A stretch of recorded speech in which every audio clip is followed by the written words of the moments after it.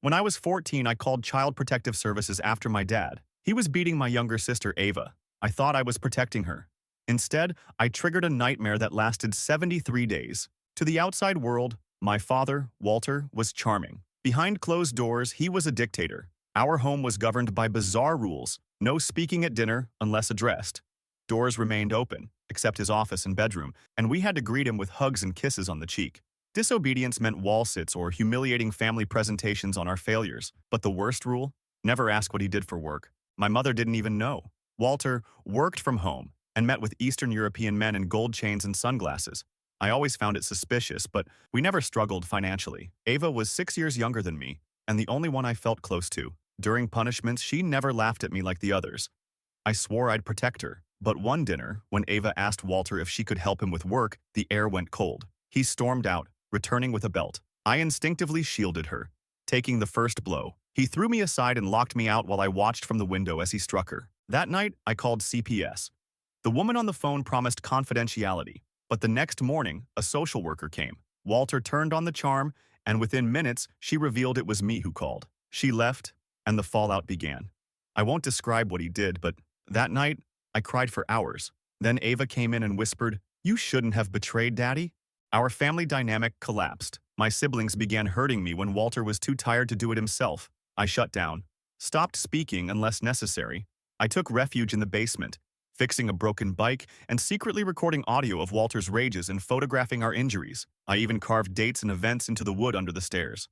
Walter noticed my silence and invented a new rule just for me. Before meals, I had to say something I was grateful to him for. The first time I said, "I'm grateful you haven't killed us yet." I began planning. I gained Ethan's trust, the most insecure of my older brothers. We bonded over cigarettes and past regrets. He eventually confided in me. He had a recording of Walter threatening Mom. I offered proof of Walter's secret weed stash in exchange. We shared evidence. I rebuilt bridges. Jasmine opened up. Even Owen showed cracks in his loyalty. I noticed Ava didn't love Walter. She feared him. He manipulated her, and when she was no longer useful, discarded her emotionally. Our goal became clear: bring him down. Ava started asking him innocent questions in public, poking holes in his perfect image. I left anonymous notes in mailboxes. The perfect family next door isn't what it seems. The tipping point came during a dinner with Walter's business associates. Ava accidentally spilled juice and quipped, "My hand slipped, like Daddy's does when he gets mad." Silence. Later, she added, "I haven't told them about the secret room in your office yet." Walter lost it, shattering his public persona. When he dragged Ava toward the office, Ethan blocked him. For the first time, we stood together. Walter left. Mom, shaking, said she'd spoken to a lawyer. That night, we had our first real family meeting. Everyone shared their stories. We were done hiding. Walter returned with police, accusing us of locking him out, but Mom presented our evidence. The police urged him to leave. I saw fear in his eyes. He knew we had the truth. Mom filed for divorce. Walter fought back hard, even trying to get custody of Ava. But the court heard our recordings, saw our photos, and watched Ava bravely testify. The judge gave Mom full custody and a restraining order. Months later, we were adjusting to our new life. I was healing. But then a black SUV pulled up beside me. It was Walter. Calm, not angry. "Get in," he said. I raced home, locked the door, and called Mom. The police said he hadn't broken the order. A week of unease followed. Then Ava came home with a gift box, a teddy bear with a voice recorder.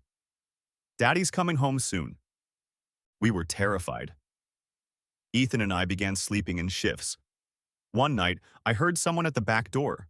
Not Walter, someone bigger. We called the police. He ran before they arrived. We left the next day. At Aunt Linda's house, we found peace. Then came a knock.